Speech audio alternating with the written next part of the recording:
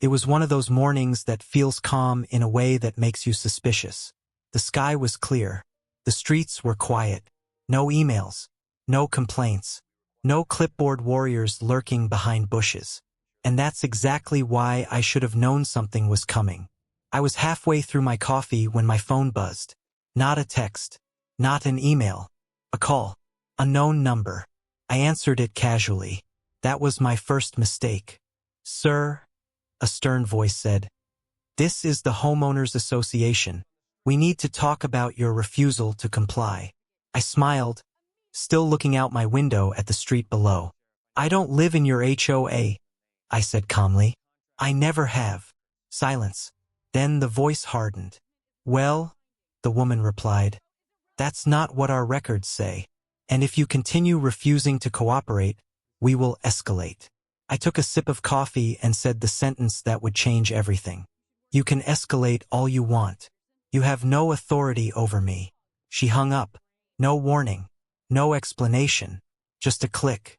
And that's when the real story began. I moved into this neighborhood years ago, long before the HOA expanded its reach like some kind of suburban empire. Back then, it was just land, roads, and a few homes scattered like puzzle pieces that didn't quite fit yet. I wasn't against HOAs in principle. I just never joined one. My property was separate, legally separate, documented, surveyed, signed, and stamped separate. And more importantly, I owned the streets, not metaphorically, not emotionally, legally. The asphalt people drove on every single day belonged to me. But the HOA didn't know that. Or worse, they thought I didn't know that. Started small, like these things always do. A letter taped to my mailbox. Notice of non-compliance. No name, no signature, just threats. They claimed my property violated HOA standards. Landscaping issues, parking issues, community harmony issues. I laughed. You know that laugh you do when something is so wrong it feels fake? That laugh. I ignored it. That was mistake number 2. 2 days later, an HOA representative showed up at my driveway. Mid-50s, perfect posture, clipboard pressed to her chest like a shield. She didn't knock. She just stood there waiting, as if she owned the ground beneath her feet. Technically, she didn't. "Good morning," she said, not smiling. "We've been trying to reach you." "I'm sure you have," I replied. She launched into a speech about bylaws, compliance, and consequences. She talked fast, like someone used to people backing down before she finished her sentence. When she finally paused for breath, I said it again. "I'm not in your HOA." Her smile froze. "Yes, you are," she said. "You use our streets." I tilted my head. "No," I said. "You use mine." She laughed. Actually laughed. Like I just told her the dumbest joke she'd ever heard. And that laugh, that's what sealed her fate. By that afternoon, I got an email titled, "Final Warning Before Legal Action." That escalated quickly. They demanded fines, threatened liens, mentioned enforcement officers. And at the bottom, one line stood out. "If you continue to deny HOA authority, we will involve local law enforcement." I stared at the screen, and then I smiled, because I knew something they didn't. The cops arrived the next morning. 2 squad cars. Lights off, but presence loud. Neighbors peeked through curtains. Phones came out. Whispers spread like wildfire. I stepped outside calmly, hands visible, expression neutral. The officer approached. "Sir," he said, "we received a report that you're refusing to comply with HOA regulations and interfering with community property." I nodded. "Okay," I said. "Can I ask who filed the complaint?" Before he could answer, she appeared. The same HOA woman, standing behind the officers like a general watching her soldiers. "That's him," she said. "He's trespassing and obstructing HOA operations." I looked straight at her. "This is my property," I said calmly, "including the road you're standing on." The officer raised an eyebrow. "You own the street?" he asked. "Yes," I replied. "Would you like to see the deed?" That's when everything changed. I went inside and came back with a folder. Not papers stuffed randomly. Organized. Labeled. Clean. I handed it to the officer. Survey maps. County records. Property deeds. He flipped through them slowly. Very slowly. The HOA woman leaned forward, arms crossed, confident, until the officer stopped flipping and frowned. He looked down at the asphalt beneath his boots, then back at me. "Sir," he said, "you're saying this entire roadway is mine," I finished. The second officer stepped closer. "Ma'am," he said to the HOA rep, "did you verify ownership before filing this complaint?" She opened her mouth, closed it, then said something I'll never forget. "Well, the HOA has always treated it as ours." The officer sighed. "That's not how ownership works." The silence that followed was loud. Cars passed by slowly. Neighbors stared openly now. The officer handed the folder back to me. "Sir," he said, "you're not in violation of anything. In fact," he turned to the HOA rep, "you've made a false report." Her face went pale. "This is ridiculous," she snapped. "This will be reviewed by our board." I smiled. "Please do," I said. "And while you're at it, tell them they owe me an explanation for trespassing." The word trespassing hit her like a slap. The officers left, but the damage was done. The neighborhood buzzed. People started asking questions. And the HOA? They went quiet. Too quiet. Because when bullies lose in public, they don't stop. They escalate. And next time, they wouldn't just call the cops. They'd try to take my streets from me. The police cars didn't leave right away. They sat there for a moment longer than necessary, engines idling, red and blue lights still washing over my house like a warning I never asked for. The officers nodded at me politely before driving off, but the damage was already done. The neighbors were watching. Curtains moved. Doors cracked open.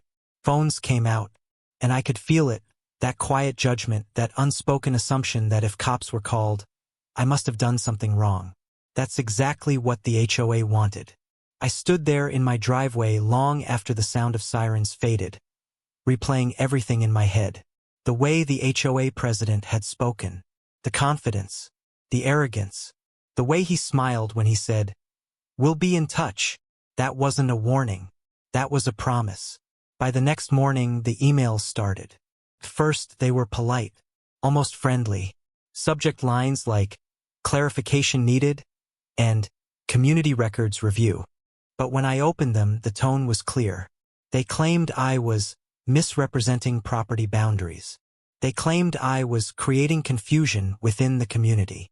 They claimed my refusal to join the HOA was non-compliant behavior. Non-compliant. That word kept repeating in my head. I hadn't broken a rule.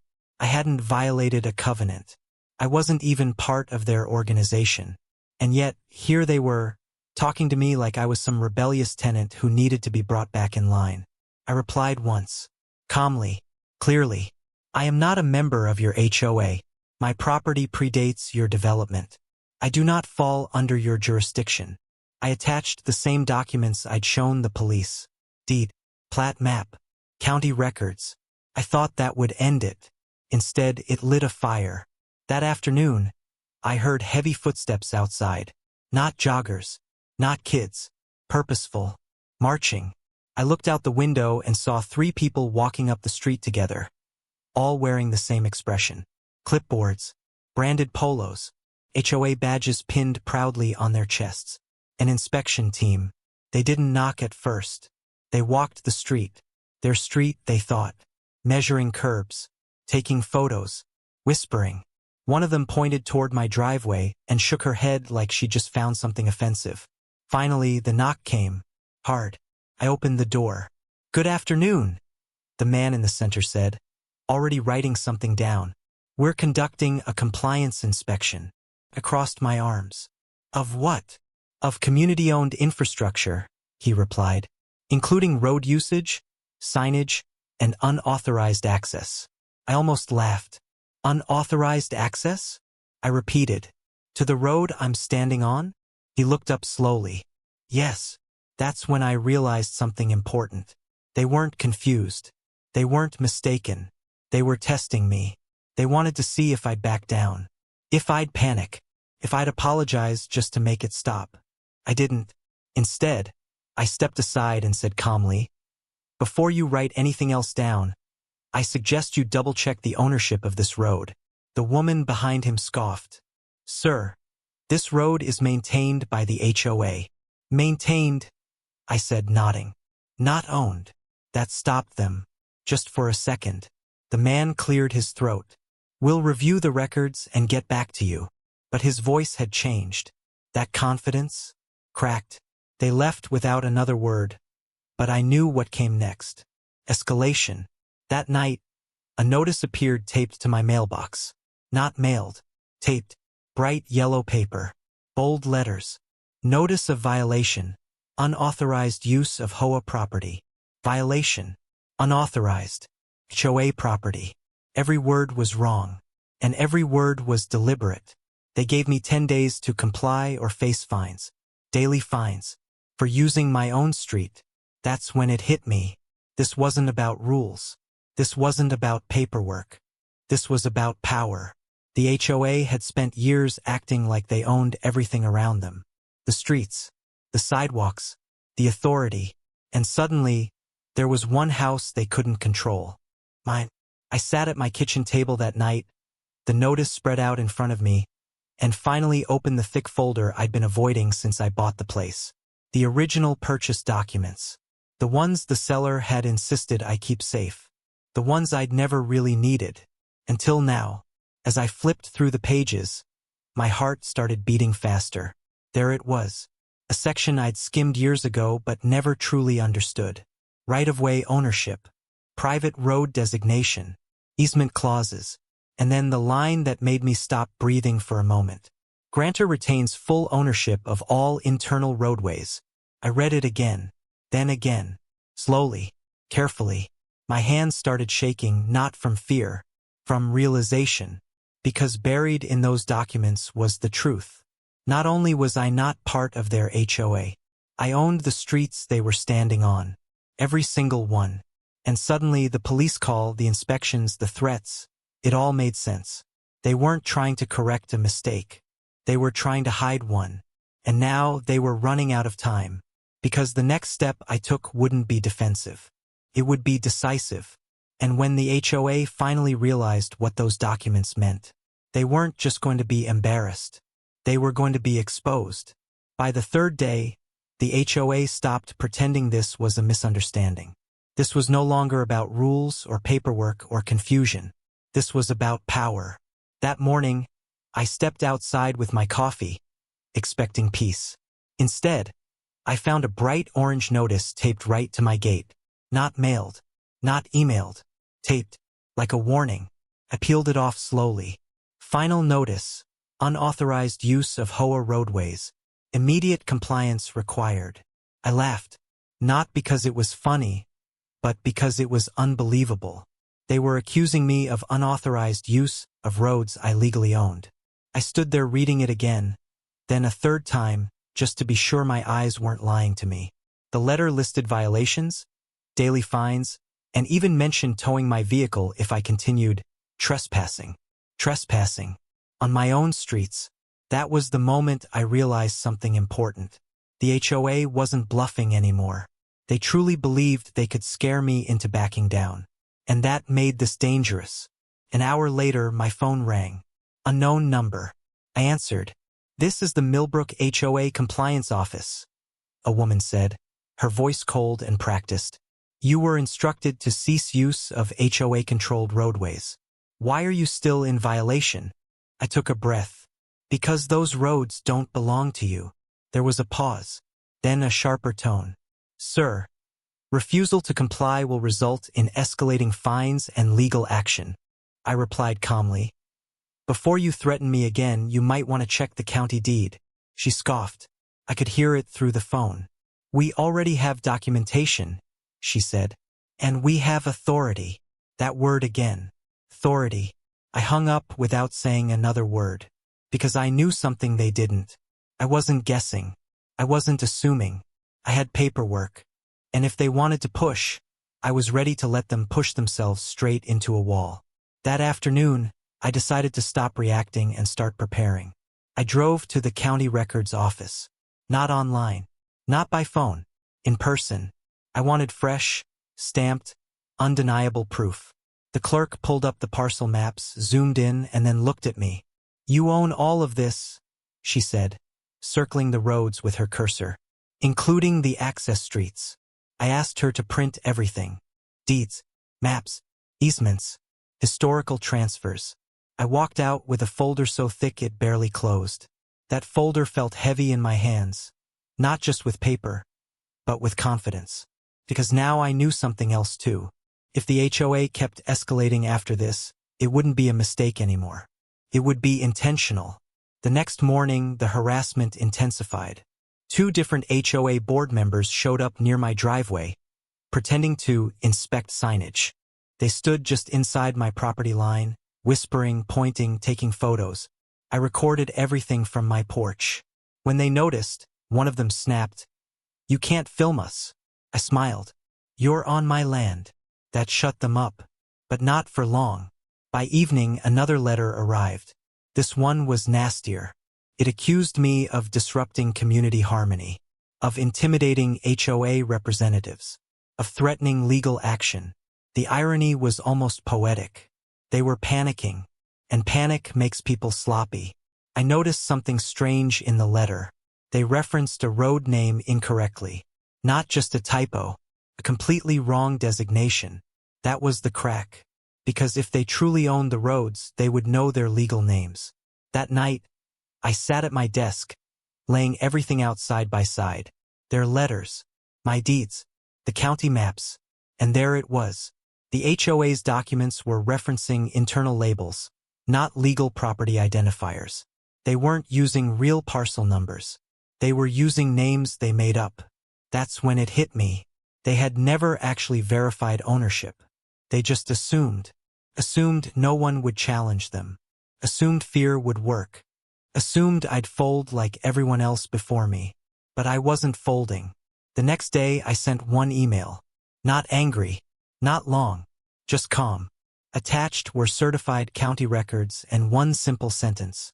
"These roads are privately owned by me.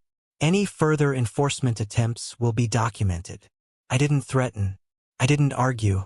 I let the facts speak. For 6 hours there was silence. No calls. No emails. No notices.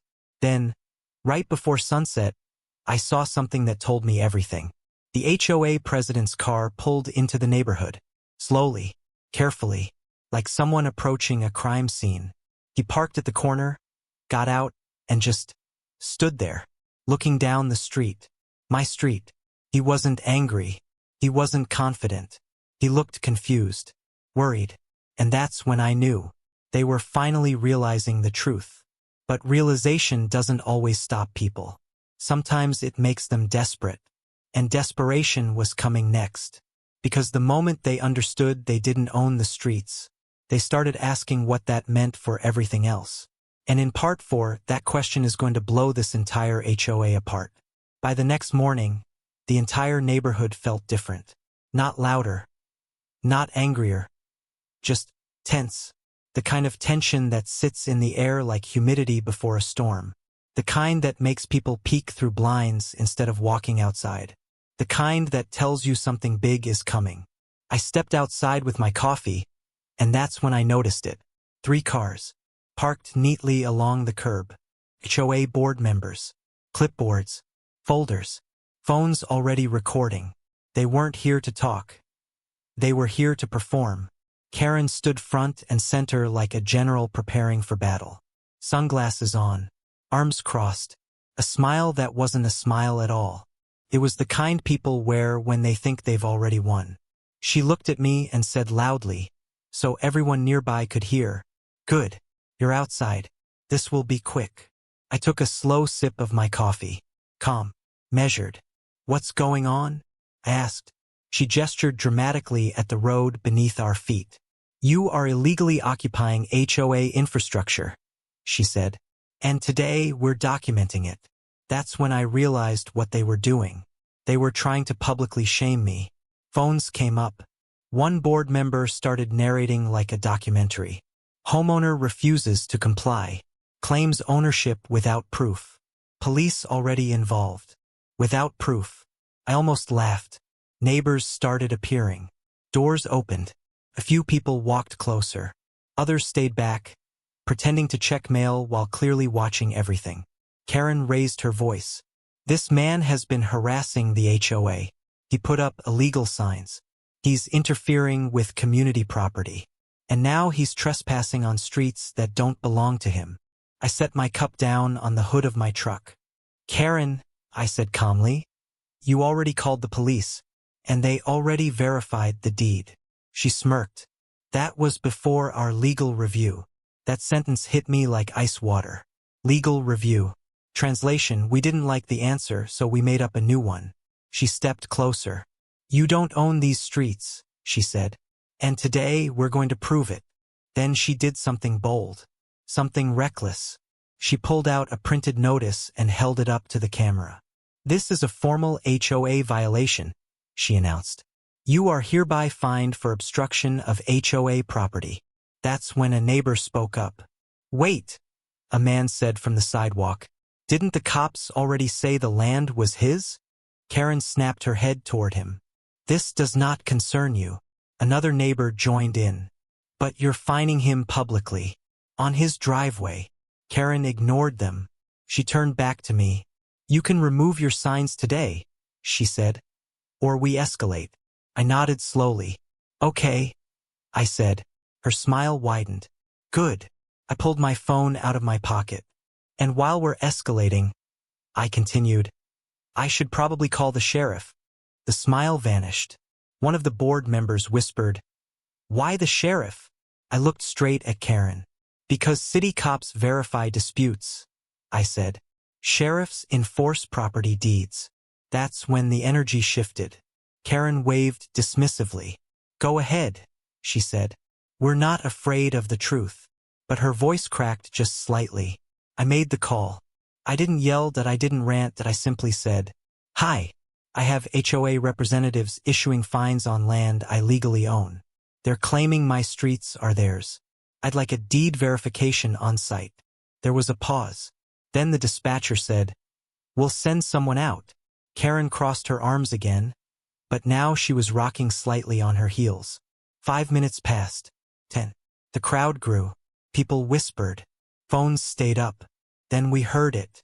The low, unmistakable sound of a sheriff's cruiser. This time it wasn't flashing lights and confusion. It was authority. The sheriff stepped out slowly. Older. Calm. No rush. No drama. He looked at Karen. Then at me. Then at the road. What seems to be the problem?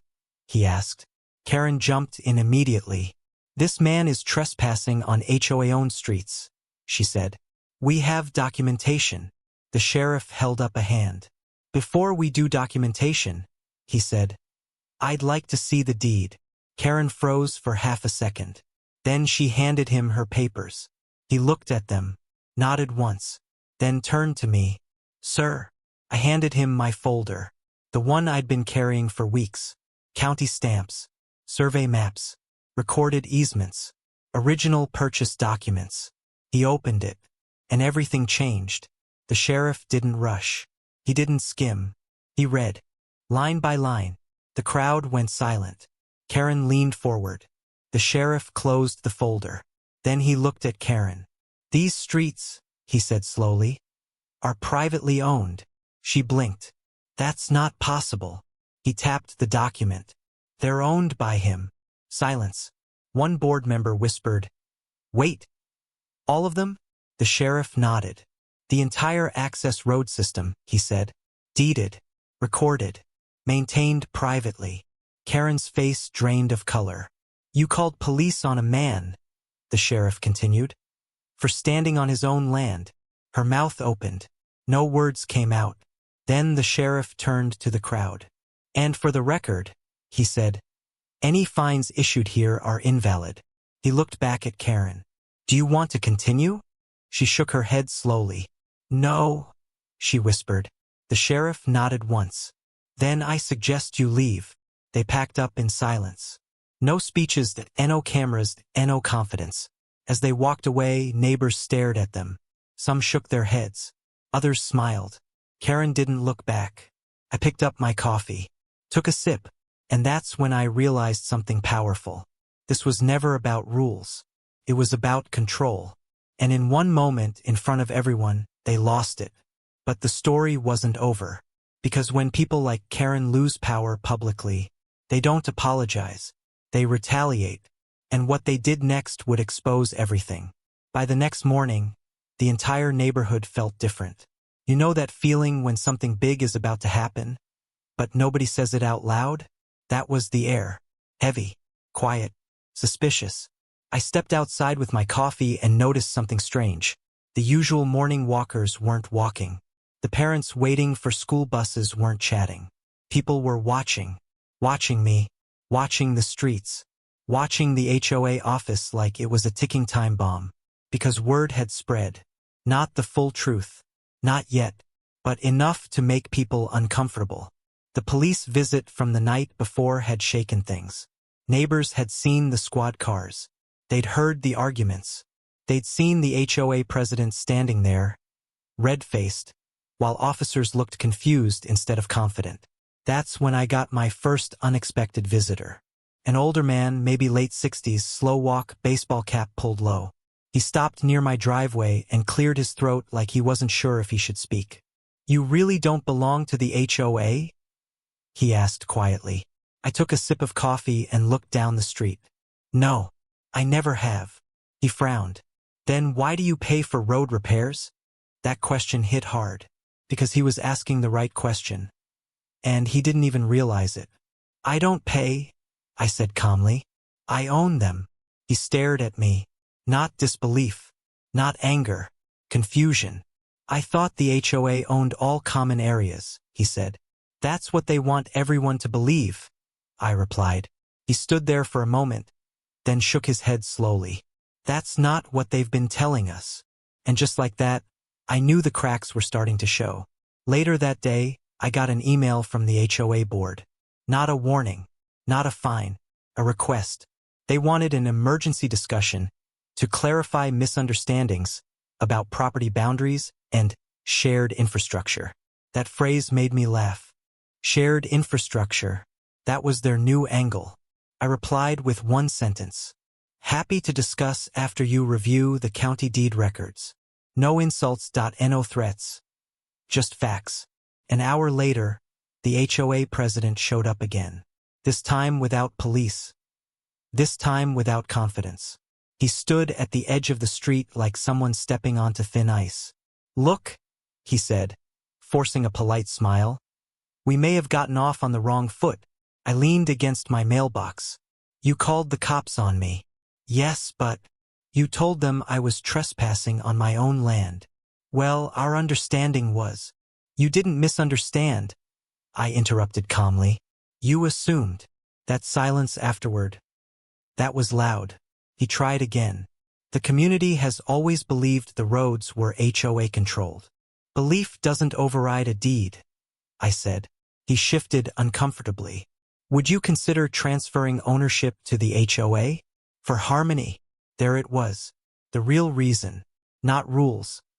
Not safety. Control. I smiled. "Would you consider refunding everyone the fees you collected for streets you never owned?" His face went pale. That was the moment he realized something terrifying. If I owned the streets, then the HOA had been charging people illegally for years. Maintenance fees, special assessments, emergency levies, all based on a lie. He backed away slowly, muttering something about needing legal review. That evening, my phone wouldn't stop buzzing. Neighbors were messaging me privately, asking questions. Real questions. "Do you really own the roads? Why are we paying for repairs? Is this why the HOA never showed documents?" I answered carefully, calmly, honestly, and the more I answered, the more one thing became clear. The HOA hadn't just crossed a line with me. They had crossed it with everyone. By midnight, someone leaked HOA meeting notes into the neighborhood group chat. And that's when the panic started. because buried deep in those notes was a sentence that changed everything. Street ownership documentation unavailable. Proceed as assumed. Assumed. They never owned the streets. They never verified it. They just acted like they did. The next morning, a second police car drove slowly through the neighborhood, not responding, observing. That's when I knew this was no longer a private dispute. This was becoming a legal nightmare. And the HOA? They were about to realize something far worse than losing authority. They were about to lose trust. And once that's gone, nothing survives. The sun was barely peeking over the horizon when my phone rang. The caller ID flashed, Sheriff Daniels. My heart skipped a beat. After the last fiasco with the HOA, I knew this call wasn't going to be casual. Morning, I said, trying to sound calm, though my voice betrayed my tension. Morning, the sheriff replied. His tone was steady, professional, but I could sense urgency underneath. I've been looking into your property records, like you asked. There's something you need to know. I leaned against the kitchen counter, gripping the phone tight. What is it? Your property lines. They're not just intact. They're enormous. You actually own the streets that the HOA uses for their community. I froze. My mind raced. Streets? Public streets? How could that be possible? Explain, I demanded. Sheriff Daniels took a deep breath. The HOA never actually had jurisdiction over those streets. They assumed it, yes, but the deeds show clear ownership by you. Every curb, every pavement slab, the entire stretch. Couldn't believe it. This was massive. The HOA had been bullying me, trying to control me, while they were literally standing on my property. The audacity. Sir, are you saying I own their streets? Exactly, he confirmed. They can't enforce rules on your land or your streets. And technically, they've been trespassing whenever they tried to restrict you. I sank into a chair. Relief washed over me, but it was mixed with fury. I felt like I'd been living in a storm they created, blind to the truth, while they stomped on what was mine. So what now? I asked. Now, he said, you leverage this. You let them know they've been standing on your property illegally. But do it smart. Document everything and make sure you're protected legally. This isn't a battle of yelling anymore. It's a chess game. I hung up, heart racing. The pieces were finally in my favor, but I knew this wasn't going to be easy. The HOA would never accept being wrong, especially not in front of the community. They'd double down, they'd strategize, and they'd try to take me down any way they could. I walked outside, letting the morning air hit my face. My eyes scanned the streets I now realized were mine. Every pothole, every faded line, every stop sign. It all belonged to me. The irony was delicious. The streets that once symbolized HOA control were now my leverage. But I couldn't act recklessly. Not yet. This was about strategy. Every move needed to count. Every message, every confrontation had to be measured. One wrong step and they could spin it, manipulate it, and try to turn the neighborhood against me. I pulled out my laptop and began drafting a plan. The sheriff's information was my backbone. My goal was to make the HOA understand, once and for all, that their assumptions, their lies, and their attempts to control me had no power here. None. The first step? Document everything. Take photos. Record conversations. Gather every HOA notice, every email, every claim they ever made against me. The second step? Consult a lawyer. Someone who could interpret property law, HOA statutes, and public rights of way. Someone who would ensure I had legal firepower. And the third step? Reveal the truth to the community. The neighbors had no idea the streets they walked on belonged to me. They had no idea the HOA's authority was built on false assumptions. This revelation had the potential to dismantle the HOA's influence completely. As I sipped my coffee, I felt a mix of anticipation and anxiety. This wasn't just about property anymore.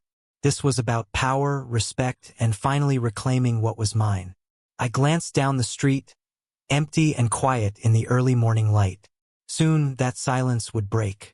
And when it did, the HOA would realize just how wrong they were. But little did I know, The HOA had already noticed the sheriff's investigation, and they were plotting their next move, something I wasn't prepared for. Something that could turn my victory into chaos in an instant. By midday, I could feel the tension in the air. The neighborhood, normally calm and orderly, felt charged, like the calm before a storm. And I wasn't wrong. I had barely finished reviewing property maps when a black SUV pulled slowly into my driveway. My pulse spiked. 3 figures stepped out. Margaret, the HOA president, flanked by 2 board members. Their expressions were a mixture of fear and fury, and I could tell they had just learned something devastating. "Good afternoon," Margaret said, her voice clipped careful. "We need to discuss some matters." I didn't even glance at her. Instead, I walked slowly to the edge of the street I now knew belonged to me. Every curb, every corner, every inch of asphalt reminded me that I held the upper hand. "I think we should all be clear on one thing," I said calmly, my voice steady despite the adrenaline. "You are standing on my property. Every step you take on this street, every word you utter trying to assert authority, is technically trespassing." Margaret's face paled. She opened her mouth, then shut it, swallowing her anger. The board members shifted uneasily. I could almost hear their hearts pounding. Then, surprisingly, Margaret took a step forward. We were not aware of the full scope of ownership. We assumed the streets were public." I raised an eyebrow. "Assumed," I said slowly. "You've been enforcing rules on my property for years, sending notices, threatening fines, and even calling the police. All assumptions." Silence. They had no answer. I took a deep breath and leaned slightly against the street sign. "Let me make this simple. You continue to act like this, ignoring property rights, harassing me, assuming authority where you have none. You're not just wrong. You're breaking the law. And the sheriff, as you well know, is aware of the deeds." Margaret opened her mouth, but a quick glance at her board members made her pause. I could see the panic rising in their eyes. They realized just how badly they'd miscalculated. But then came the move I wasn't expecting. Margaret's tone hardened. "We're going to file a complaint," she said. "Officially. We will escalate this. There are ways to challenge your claim." I laughed softly, but it was sharp, like a blade. "You mean you're going to challenge the deeds, the surveys, the sheriff's confirmation? Go ahead. File every complaint you can think of. I've got evidence. I've got law. And I've got the truth on my side." They froze for a moment. Then Margaret's lips thinned. She muttered under her breath, but I caught it clearly. "We'll find a way." That's when I realized they weren't bluffing. They were desperate. Desperate enough to try something reckless, something that could backfire horribly. And it didn't take long for them to act. 2 days later, I noticed strange activity along the street. Contractors, unmarked trucks, men in hard hats, surveying the asphalt, taking measurements, and even placing cones on what I now knew was my property. I grabbed my phone and called the sheriff immediately. He arrived within 20 minutes, but the situation had already escalated. "Sir," he said grimly, surveying the scene, "they're trying to make it look like this is a municipal project. They're hoping to confuse neighbors into thinking the streets belong to the HOA." I clenched my fists. "They really don't know when to quit, do they?" "Not at all," the sheriff replied. "But here's the thing. Any activity without your consent? Illegal. Trespassing. And if they damage anything, it's worse.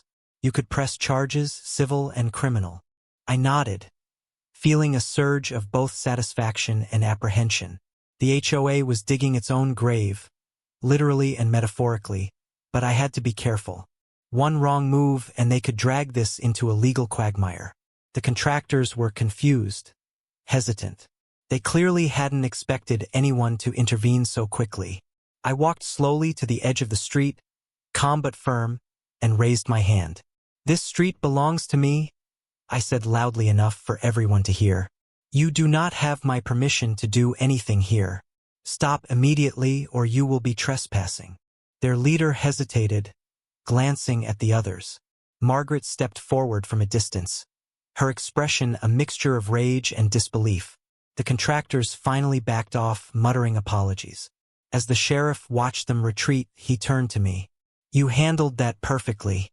Calm, firm, documented. That's exactly how to manage this kind of situation. They'll think twice before sending people again." I exhaled, letting the tension slip from my shoulders. But deep down, I knew the HOA wouldn't give up.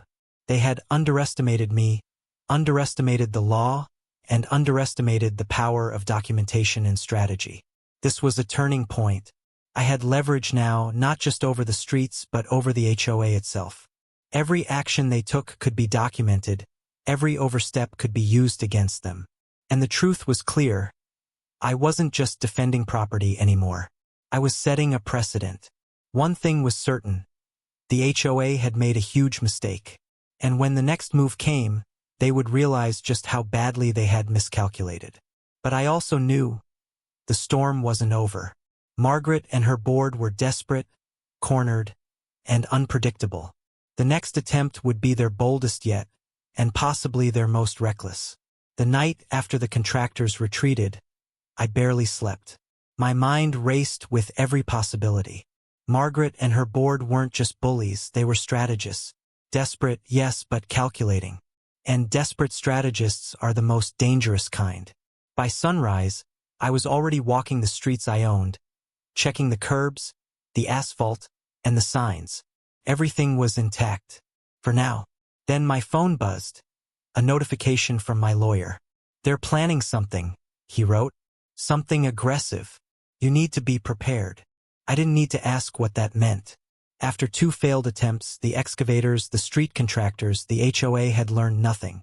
Their arrogance wouldn't allow them to back down. If anything, they were escalating. Later that afternoon, I noticed something unusual. A series of SUVs, black, tinted windows, professional looking, pulled into the cul-de-sac near my property. My heart sank. I recognized them immediately. Private investigators. They weren't just curious neighbors. They were gathering intelligence, mapping property lines, trying to find a weak point.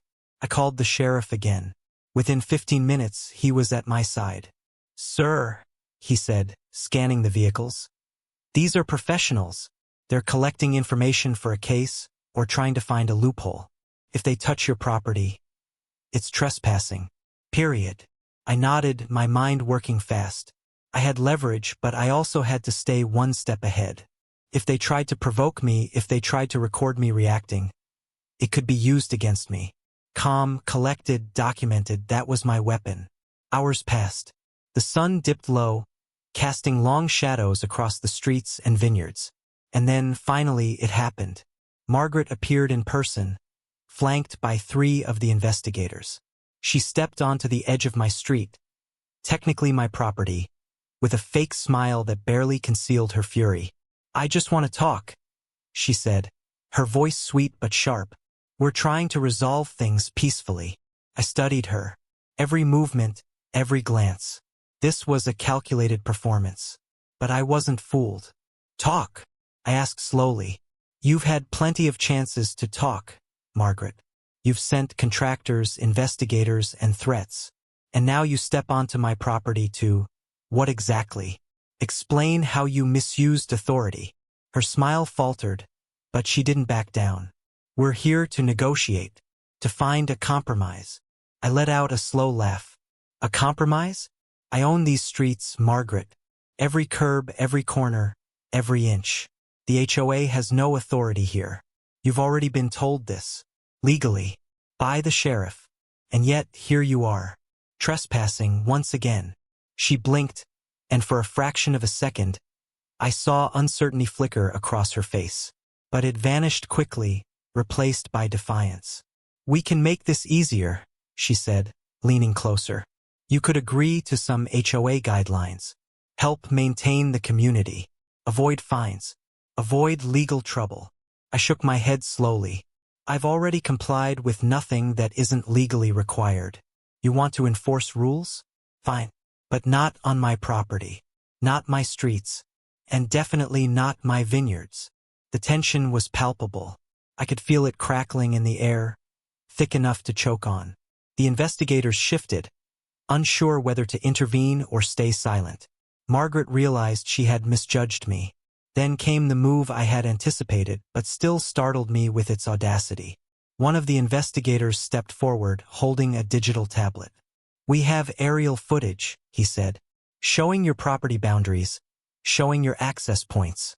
There are some discrepancies." I raised an eyebrow. Discrepancies? Or assumptions? Or maybe misinterpretations of law? He hesitated. Margaret's hand clenched into a fist. They were trying to intimidate me with technology, with images, with data, but I had already anticipated this. I reached into my pocket and pulled out the certified survey, the original property deed, and the county parcel maps. I laid them out, side by side, with every corner clearly marked, every boundary confirmed. The investigators leaned in. Margaret's confidence faltered. I could see the panic rising. "These documents," I said slowly, pointing to each one, "show that I legally own every street here, every corner, every curb. You have no jurisdiction, and any attempt to enforce HOA rules here is illegal, documented, and actionable." A long silence followed. The investigators exchanged glances. Margaret's lips pressed into a thin line. Her board had underestimated me from the start, and now they were seeing the consequences. Finally, Margaret spoke, her voice tight. We didn't realize." "You didn't realize?" I echoed, my tone sharp. "Or you assumed. You assumed authority, sent people, trespassed, and now you're shocked that the law doesn't support your actions." She didn't answer. Instead, she backed away slowly, the investigators following. I watched them leave, my chest still pounding. The battle had been won, but the war? The war was far from over. Margaret had learned a hard lesson about miscalculating me, but she wasn't the type to quit quietly. As I walked the streets I owned, I realized something important. Power isn't about intimidation. It's about knowledge, documentation, and unwavering confidence. I had all three, and now anyone watching, the neighbors, the board, even the investigators, knew one thing. I wasn't just defending property. I was setting a precedent. The HOA could try their tricks, their threats, their attempts at intimidation. But I had the law, the sheriff, and the undeniable proof on my side. And the streets? The streets were mine. Every inch, every curb, every corner. Margaret may have tried her boldest move, but she had failed spectacularly. And I knew that when the next attempt came, it would be their last. Because I wasn't just a homeowner. I was the owner of their streets. And that meant the balance of power had shifted, completely.